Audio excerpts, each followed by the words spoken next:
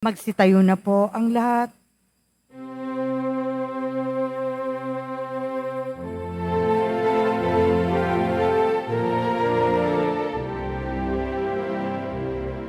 Ang puso'y napupuri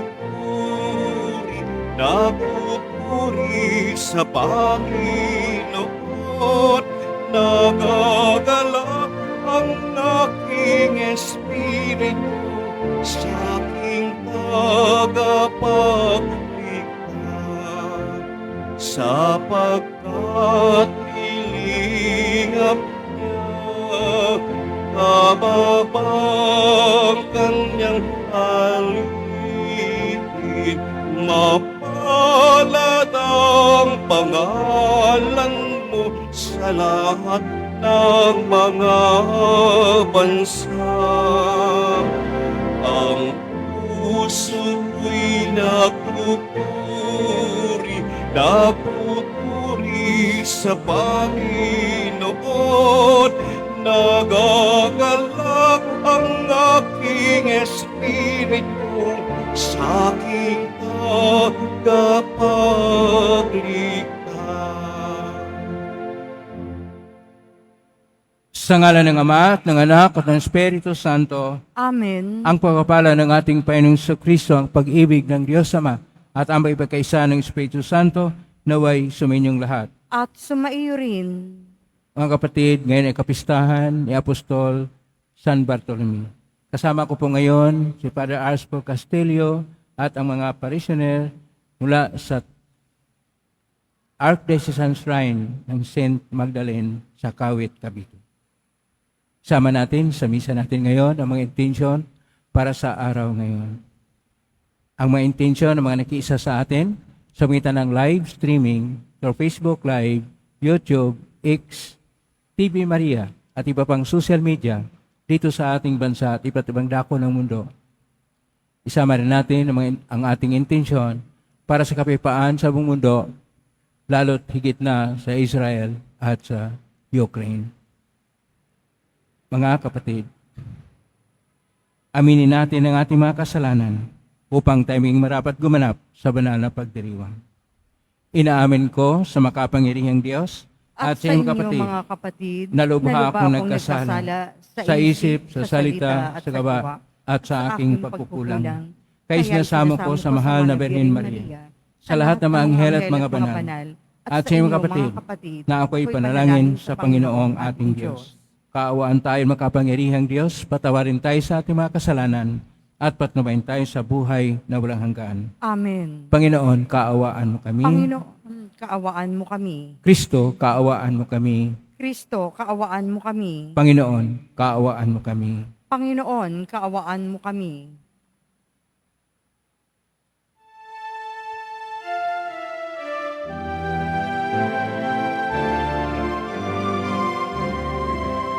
Papuri sa Diyos, papuri sa Diyos, sa kaitaasan, papuri sa Diyos, at sa lupa'y kapayapaan sa mga taong kinalulugdan niya.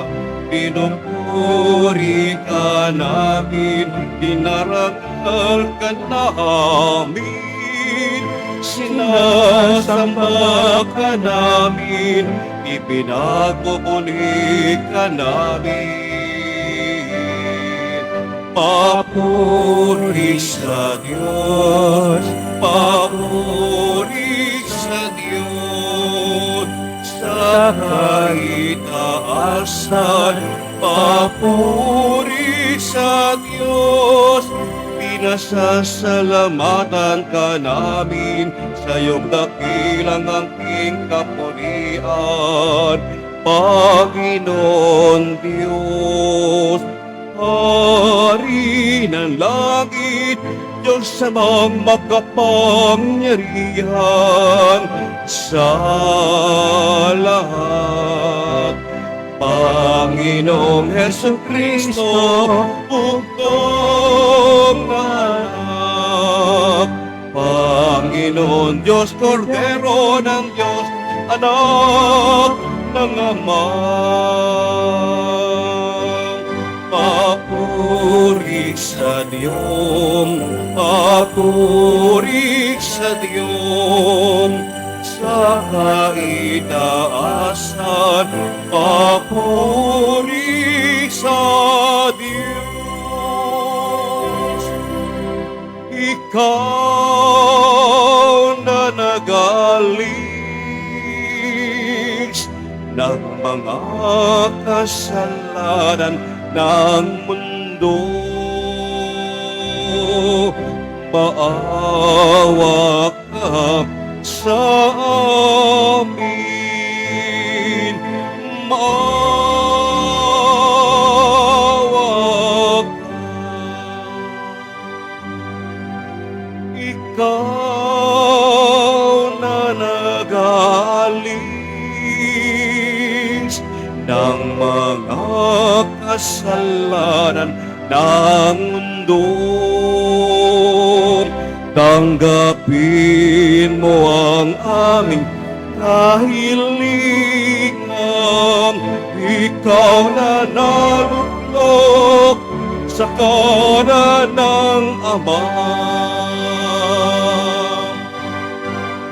Papuri sa Diyos, papuri sa Diyos, sa kaitaasan, papuri sa Diyos, sapagkat ikaw lamang ang banal at ang kataas-taasan.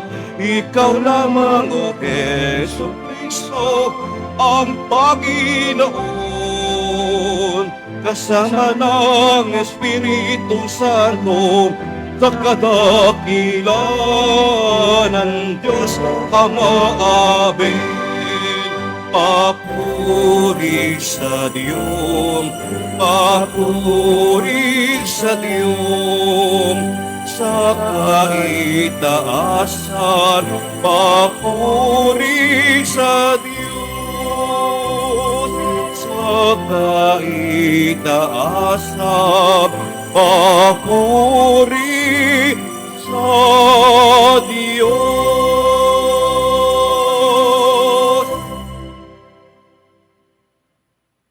Manalangin tayo. Ama naming makapangyarihan, ngayon mong matibay ang aming pananampalataya na nag-ugnay kay Apostol San Bartolome sa buklod ng hindi magdarayang pakipag-ugnayan ng apostol na ito sa iyong anak. Bilang tugon sa kanyang pagdalangin, ang samayin mo naway maging pananda ng iyong pagliligtas sa lahat ng bansa. Sumitan ni Kristo kasama ng Espiritu Santo, magpaso na hanggan. Amen. Magsiupo muna po ang lahat.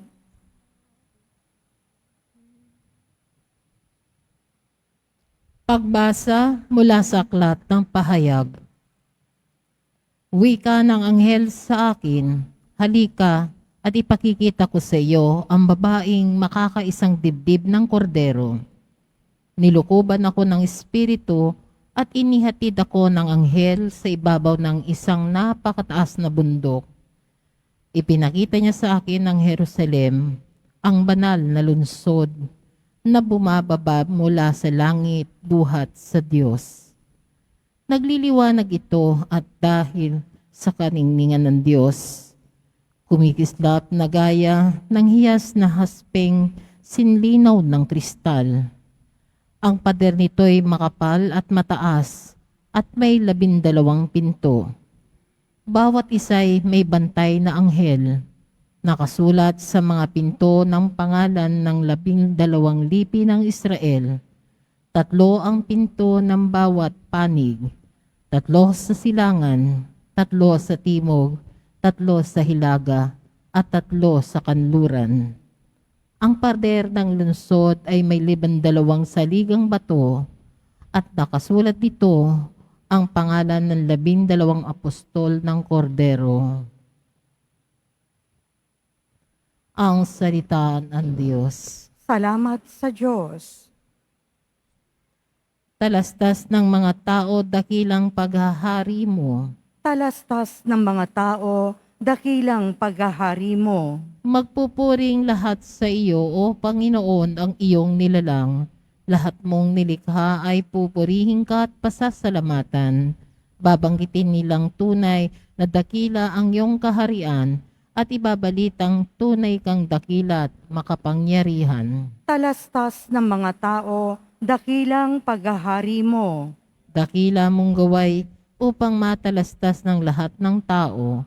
Mababatid nila ang kadakilaan ng paghahari mo. Ang paghahari mo'y sadyang walang hanggan, hindi magbabago. Talastas ng mga tao, dakilang paghahari mo. Matuwid ang Diyos sa lahat ng bagay niyang ginagawa. Kahit anong gawin ay kalapit doon ng habag at awa. Siya'y nakikinig at handang tumulong sa lahat ng tao. Sa sino mang taong pagtawag sa Kanya'y tapat at totoo. Talastas ng mga tao, dakilang paghahari mo.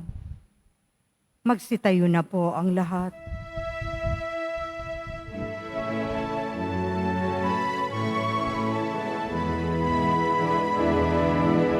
Alleluia, Alleluia,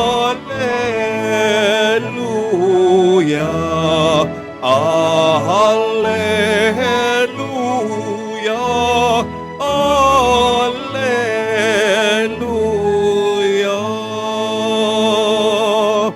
Puro anak na butihin ng Diyos ang masintahin,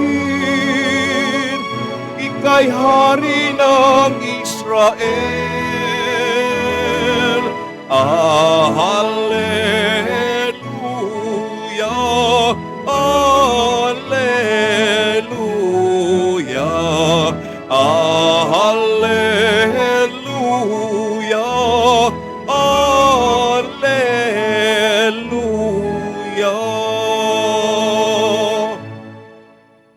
Sumainyo ang Panginoon. At sumaiyo rin. Ang mabuting balita ng Panginoon ayon kay San Juan.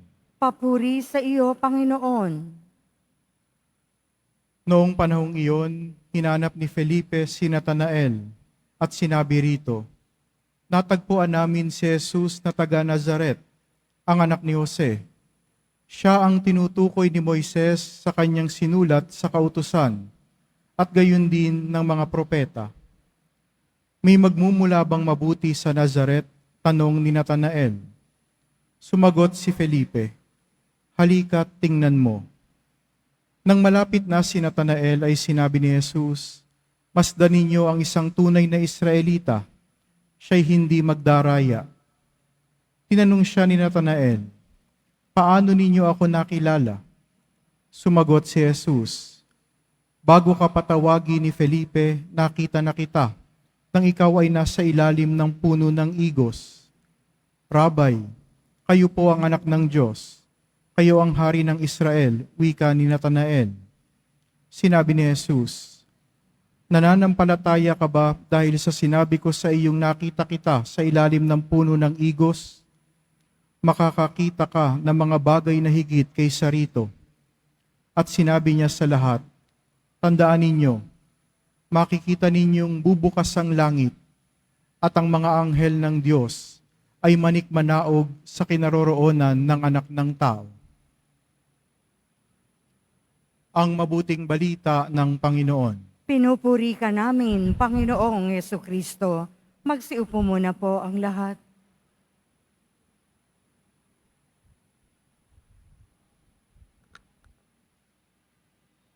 Isang mapagpalang araw po sa inyong lahat. Purihin po natin ang ating pong Isus Nazareno.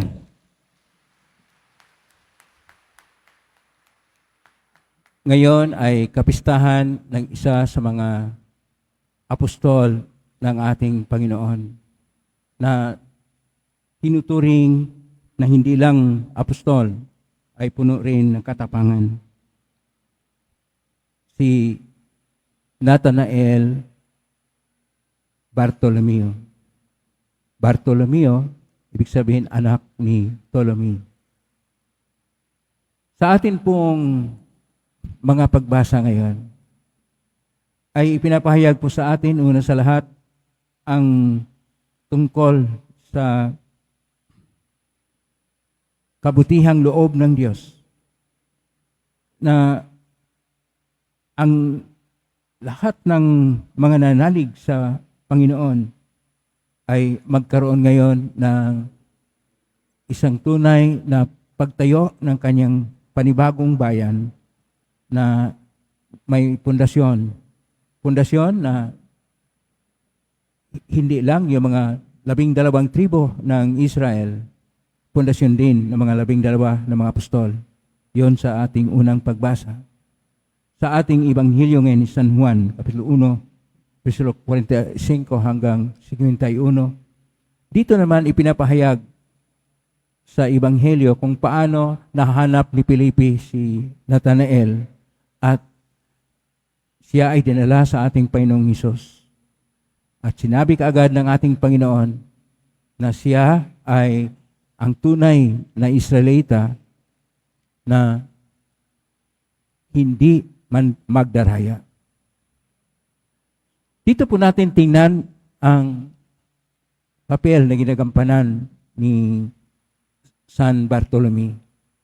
Hindi lang sa kanyang pagmisyon sa iba't ibang lugar, gaya ng India at sa Armenia, kung saan doon siya naging martir na kinaladkad siya doon dahil ang hari sa Armenia ay nagiging Kristiyano dahil sa kanyang pagpapahayag ng Ebanghelyo ng ating Panginoong Hesus Nazareno, mga taon 69 o higit pa.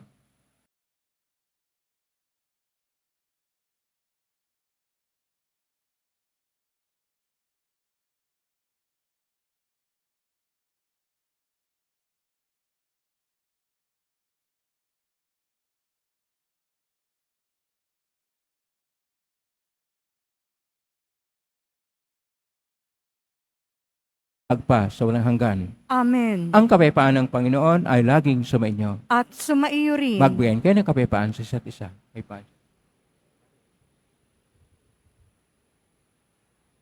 Kordero ng Diyos na nag-aalis ng mga kasalanan ng sanlibutan, maawa ka sa amin.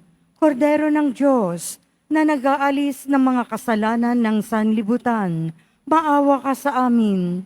Kordero ng Diyos na nag-aalis ng mga kasalanan ng sanlibutan, ipagkaloob mo sa amin ang kapayapaan. Magsiluhod po ang lahat. Ito ang kordero ng Diyos. Ito ang nag-aalis ng mga kasalanan ng sanlibutan.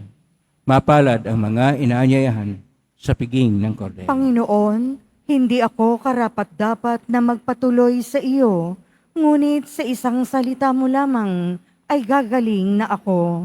Katawan ni Kristo. Amen.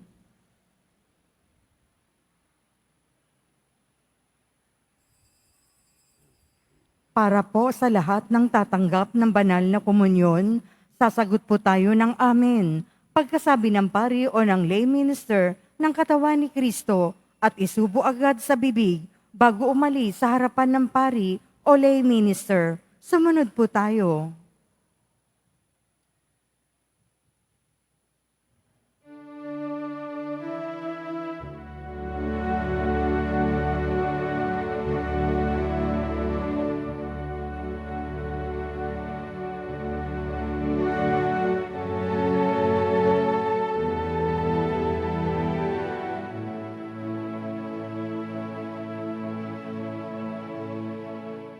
Sa Diyos lamang mapapanatag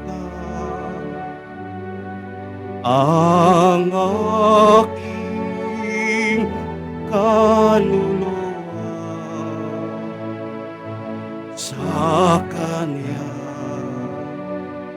nagmumula ang aking pag-asa at kaligtasan.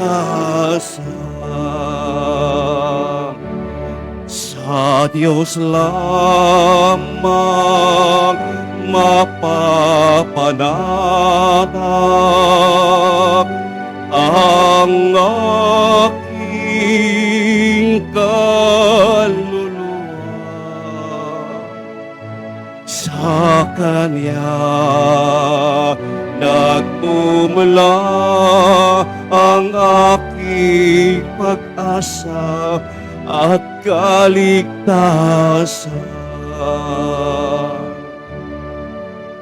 O Diyos, Ikaw ang aking kaligtasan, nasa iyo aking kalwalhatian. Ikaw lamang aking inaasam, ang aking muot at tanglan. Sa Diyos lamang mapapanatag ang aking kaluluwa. Sa Kanya nagmumula ang aking pag-asa at kaligtasan.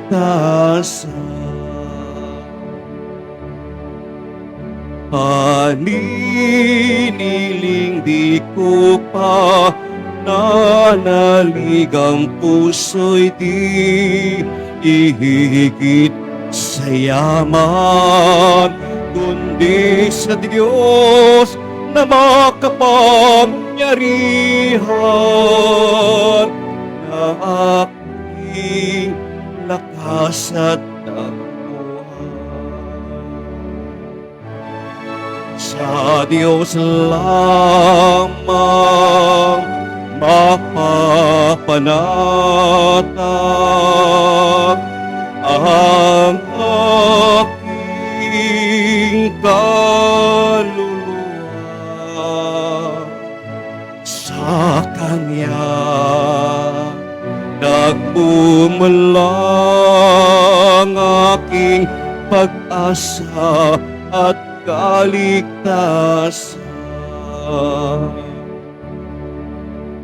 Poon ika'y puno ng kabutihan, pastol kang nagmamahal sa kawan.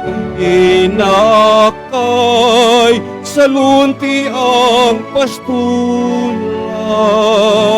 tupay hanap mo kung mawaglit man.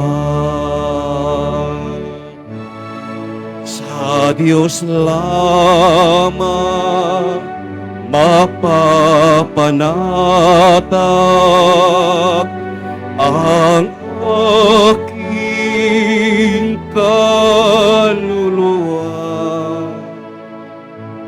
Sa Kanya nagmumula ang aking pag-asa at kaligtasan. Sa Diyos lamang mapapanatag ang aking kaluluwa. Sa Kanya nagmumula ang aking pag-asa at kaligtasan.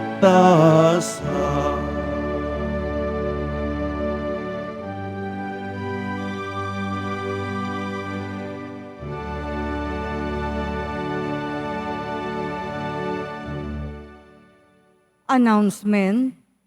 Ang lahat po ay inaanyayahan sa 3 araw na pagdarasal o Triduum Prayer sa darating na August 26 to 28, 2024 sa ganap ng 11:30 ng umaga bilang paghahanda sa paggunita sa pagpapakasakit ni San Juan Bautista. Ito po ay susundan ng banal na misa sa ika-12, alas 12:15 ng tanghali.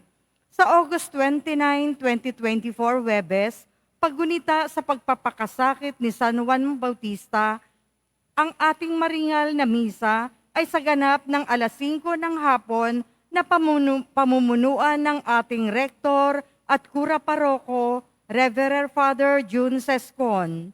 Pagkatapos po ng misa, wiwisikan po ang lahat ng banal na tubig. Pinakikiusapan po ang lahat na manatili lamang muna sa inyong mga lugar. Tanging sa Quezon Boulevard o sa Plaza San Juan lamang ang labasan ng lahat. Sumunod po tayo. Maraming salamat po sa inyong pagdalaw at pagsisimba sa Basilica Minor at Pambansang Dambana ni Jesus Nazareno. Magsitayo na po ang lahat. Manalangin tayo. Ama naming mapagmahal, ngayong kapistahan ni Apostol San Bartolome, aming pinagsaluhan ang haing nagbibigay buhay. Sa paglingon namin at pagtanaw ng utang na loob, kami naway makarating sa paruunang ligayang lubos sa pangitan ni Kristo kasama ng Espiritu Santo, magpasaw ng hanggan. Amen. Opo muna sandali, may sabihin po si Father Paul Castillo.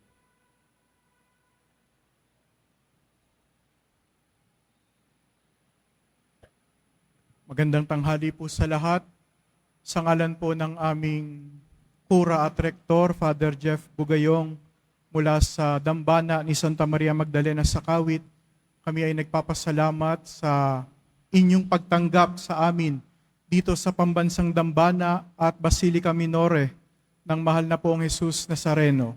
Maraming salamat po kay Father June Sescon, sa rektor, sa mga paring kasama dito, at sa inyong lahat na tumanggap sa amin. Kasama ko po ngayon, hindi lamang yung mga parishioners, kundi mga deboto mula rin sa iba't ibang lugar ng aming patrona, Santa Maria Magdalena. Ang nasa inyo pong harap ay ang matanda at orihinal na imahe ni Santa Maria Magdalena mula sa Kawit. Kaya po, sa kanyang pagdalaw, sana ay maging mapagpala ito para sa inyo, gayon din ang aming paanyaya na kayo naman ay dumalaw sa kanya, sa kanyang dambana sa Kawit. Ang aming parokya ay nagdiriwang po ng 400 years ng evangelization. Kaya po sa inyong pagdalaw doon, makatatanggap kayo ng special na indulgence kung kayo ay mangungumpisal, makapagsisimba at mananalangin sa intensyon ng Santo Papa. Kaya po sa aming pagdalaw dito, sana kayo rin ay dumalaw sa amin sa Kawit. Tara po sa Kawit at mamintuho kay Santa Maria Magdalena. Maraming salamat po sa inyong lahat.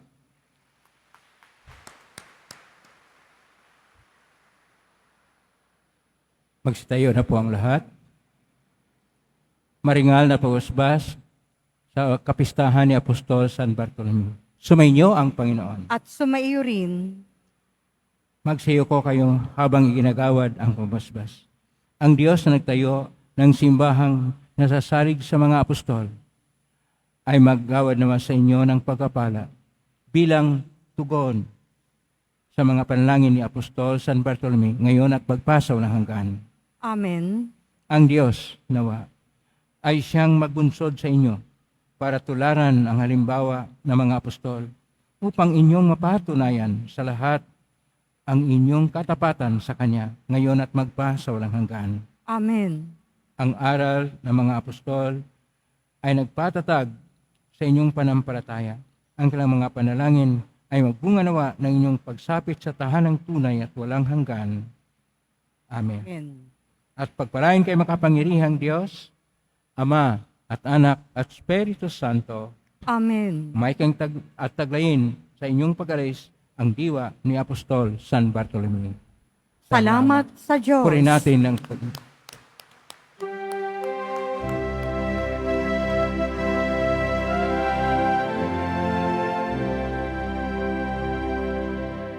Nuestro Padre Jesús Nazareno, sinasamba ka namin, pinipintuk namin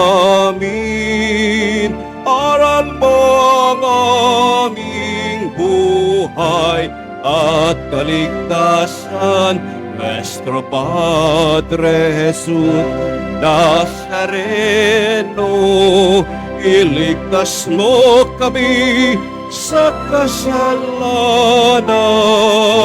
Ang krus mong kinamatayan ay sagisag ng aming kaligtasan.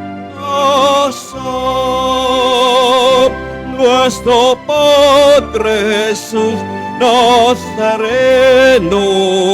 dinarangal ka na amin. Nuestro Padre Jesus Nazareno, inulwalhati ka namin. Nuestro Padre Jesus Nazareno, dinarangal ka na amin. Nuestro Padre Jesus Nazareno, pinulwalhati ka namin.